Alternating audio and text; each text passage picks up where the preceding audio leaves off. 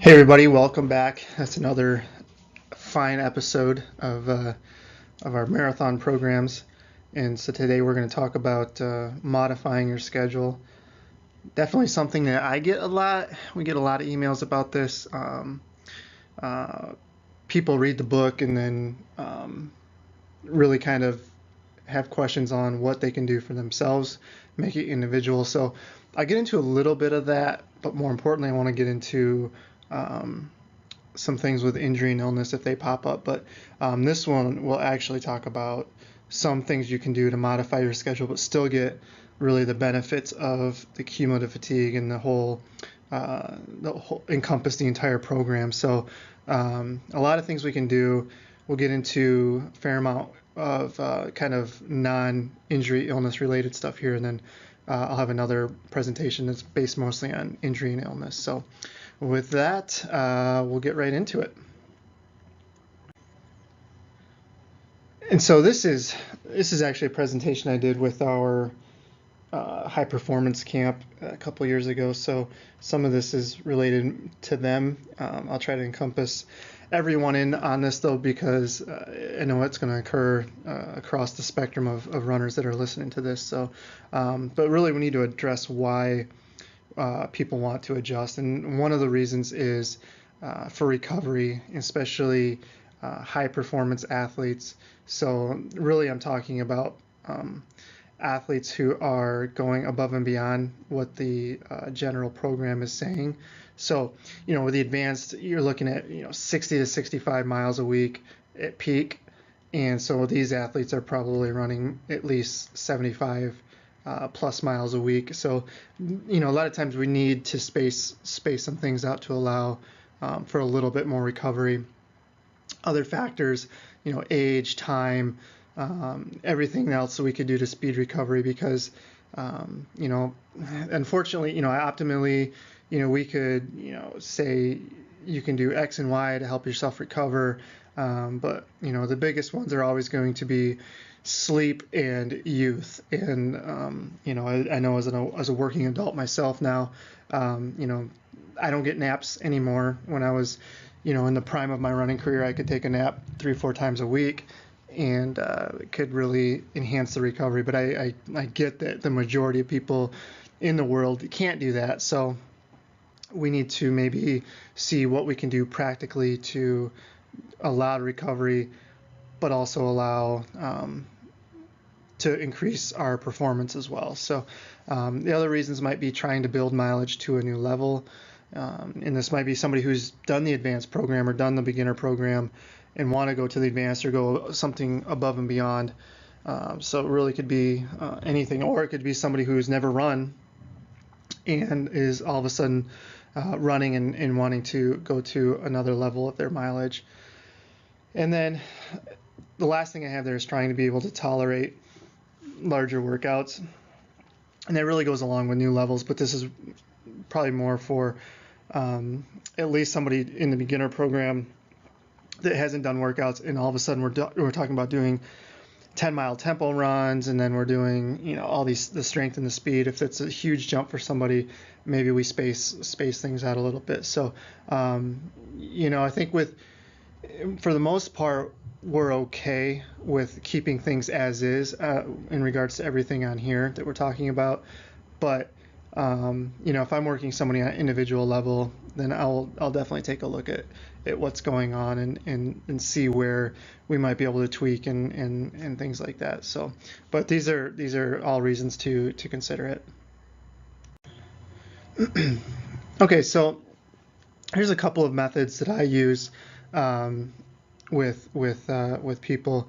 And before I get into that, I guess one thing I should mention, because I just flipped through here and realized that since I had this tailored to a specific audience, it wasn't necessarily encompassing everything that I did want to. So before I get off onto that, let's just quickly discuss, the regular schedule, where it's Monday easy, Tuesday speed or strength, Wednesday off, Thursday tempo, Friday easy, Saturday easy, Sunday long. So your three main days are Tuesday, Thursday, and Sunday. And so people will often ask if they can move days around. and that's absolutely fine. That's absolutely okay. One of the big ones will be like moving a the speed or strength to Monday, and then sometimes, and then you can keep the tempo on Thursday, and then do the long run on Saturday, so that you have an easy day between Sunday and between Saturday and Monday. You have Sunday easy to kind of recover from the tempo in the long run, and then you can go into the speed on Monday if that's the case. So the biggest point I want to make there is just make sure you have an easy or an off day between anything of SOS. So if Monday's a speed, Tuesday should be off or easy, Wednesday should be off or easy, or you can do a tempo. Same thing for Thursday, and then Friday would probably be off or easy, and then Saturday you could do your long run, and then Sunday would be off or easy, and then you come back around, and Monday you start with a speed or a strength workout. So you can definitely do that. How you arrange it isn't necessarily of importance, other than you just want that one off or easy day in between SOS days, because you really don't want to do back-to-back SOS days, because as much as we talk about cumulative fatigue, I think if you do something where you're doing SOS back-to-back, then you're really overtraining, and then you're really kind of depleting yourself, because that off or easy day between will allow glycogen to repair. You can recover a little bit from the workout, things like that. So that's probably the most common things that people will want to adjust. The biggest thing is you want to try, like a lot of times people will be doing groups and they'll say, oh, our speed is on Wednesday,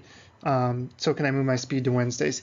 That's absolutely fine, but obviously you have to account for your tempo and long run now, and you have to kind of move those days around.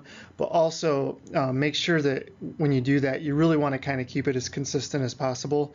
You don't want to just be switching days around all the time.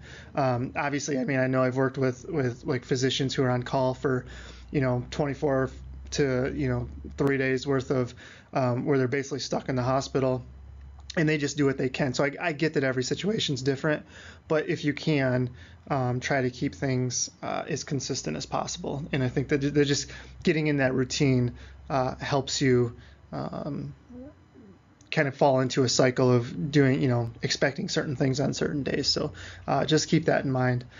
So moving on, here's a couple of other things that we'll do.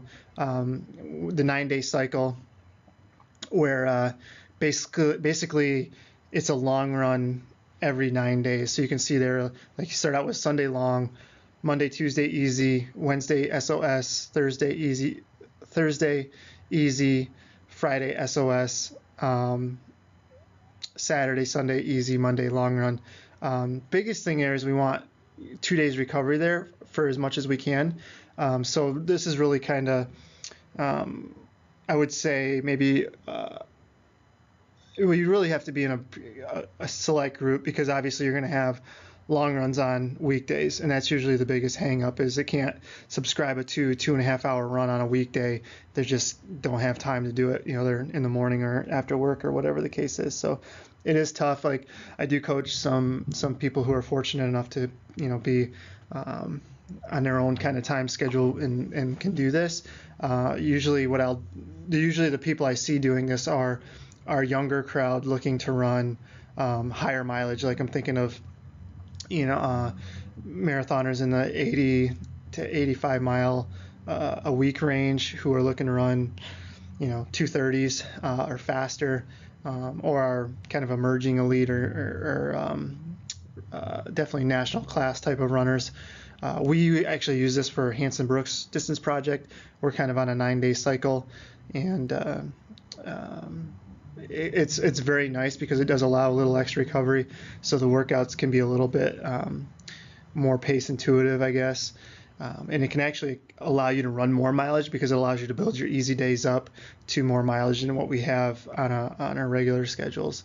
Cons, obviously the long runs are during the week, and lower mileage runners would require a longer buildup because they're getting less total SOS days. And so really, for this to be successful, you should probably be an experienced runner who's got a lot of workouts under their belt already, and that just need a short segment to get ready for a race. I think I have one more on the next slide for you to look at. Okay, and then we have what we call the every other, which so basically every other week is a little different. So this first week would say Monday easy.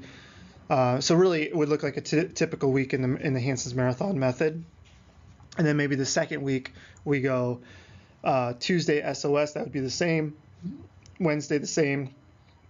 Thursday easy instead of an SOS day, Friday easy, and then Saturday being a longer tempo run, and then Sunday being an easy. So there you get every other week you're going to get 3 days recovery between SOS days, and then I just alternate long runs on the weekend. So one weekend it's a long run, the next weekend it's a tempo run. And you know, once you get up to like 8, 9, 10 mile tempo runs and you throw a warm up and cool down in there, it's almost a long run anyway. You're going to get 90 minutes plus of running in. So you're really just kind of trading one for the other.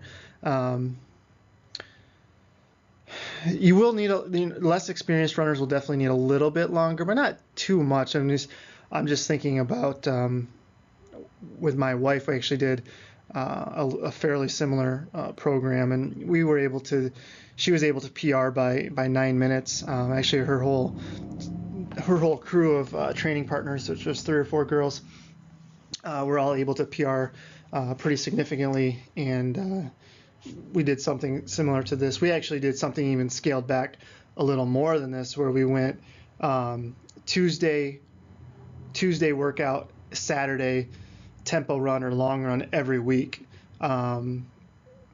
And we did, I think she had a little bit longer. It was about an 18 to 20 week segment, but it was nothing like 24 weeks. They didn't take 6 months to prepare for the marathon by any means, but again, all the girls in that group were experienced runners. They've done workouts for years, and they just needed a little bit gradual, kind of less intense workouts during the week. It was mainly because of work, because they were getting up at 4:30 in the morning to do workouts, and so we at that point we're like, okay, do we balance recovery or workouts? And at that point it was like, well, the recovery is probably more important than the workouts, because if we start cramming all these workouts in and you're getting up at 4:30 every morning, you're not going to be getting enough sleep, and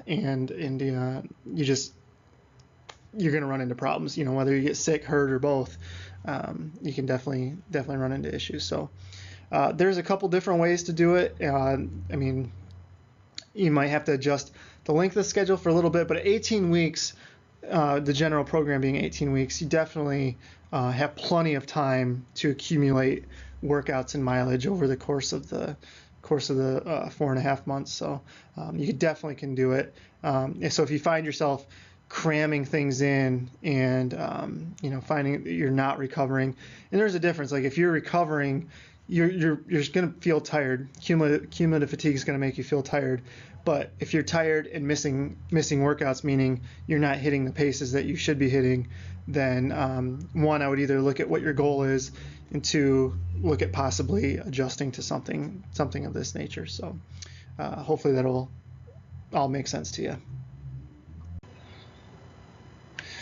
And we just mentioned all these things just now, so I don't need to really get into a ton of what we just talked about. But ultimately, if it comes down to you doing the program or not doing the program because of the way it's set up, then I would rather see you adjust the program a little bit and get maybe 80% of the benefits. And I'm just throwing a number out there, but if you get the majority of the benefits and you're able to do a program, you're able to stay healthy, you're able to get fit, obviously I'd rather have you do that than not do the program at all. So you always have to give and take with somebody, and so I guess this is my compromise with how I would approach somebody who just simply can't get all the work in.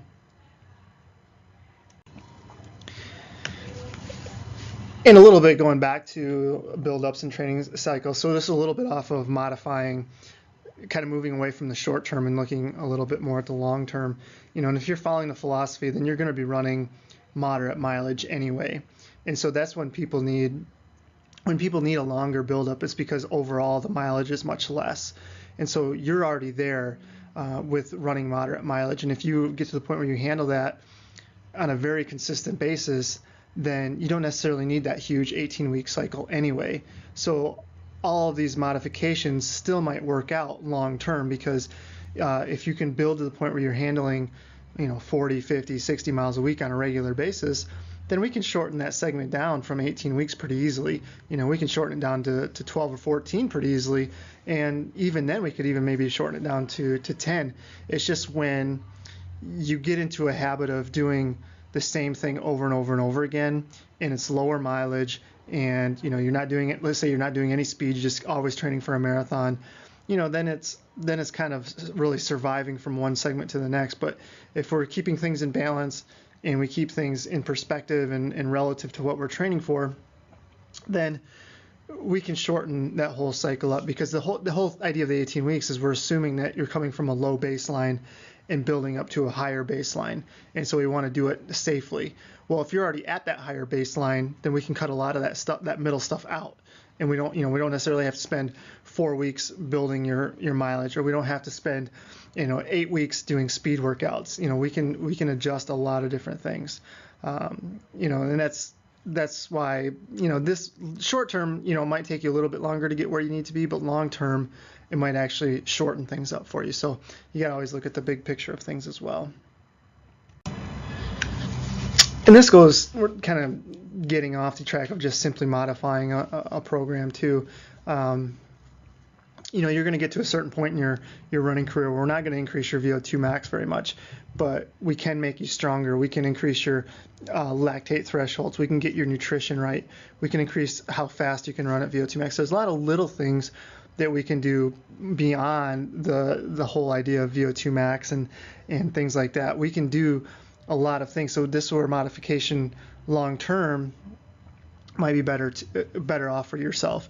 Age is definitely going to be a factor, but not as much as we believe. When I did my master's thesis, we looked at heart rate, and we looked at 220 minus your age being the age predictor of your maximal heart rate. And what we found is the more fit you were, the less age was an issue. I think just I have on here Meb as an example.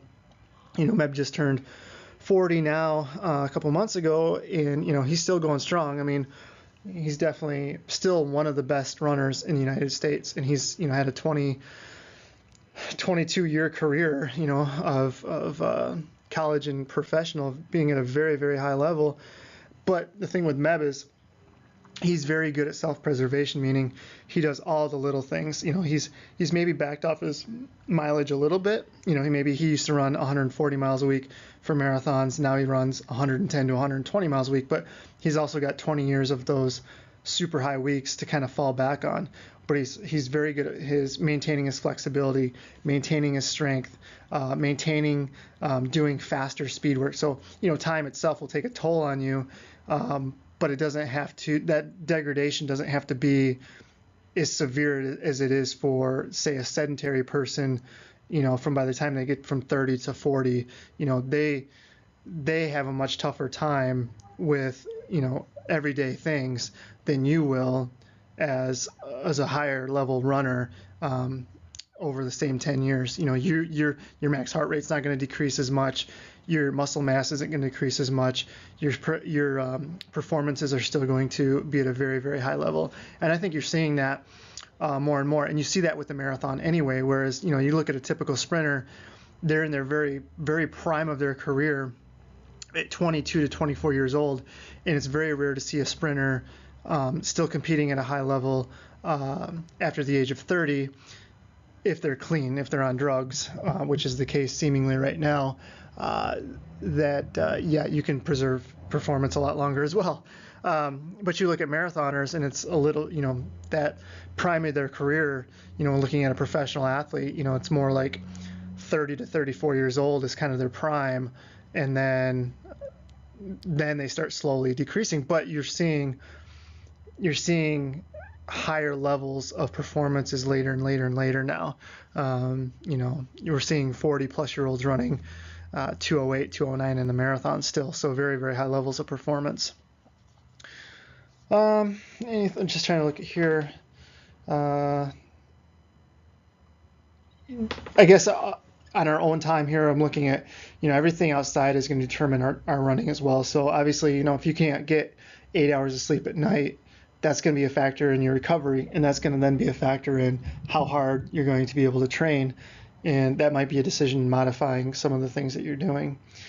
Change of plans definitely don't have to be negative. I don't think that at all. I think sometimes people look at like they have to maybe spread some things out, and they view that as a negative, and it definitely isn't. I mean, I definitely think that if it's the difference between you being healthy and running at a high level, then albeit, I mean, that's the way it's got to be.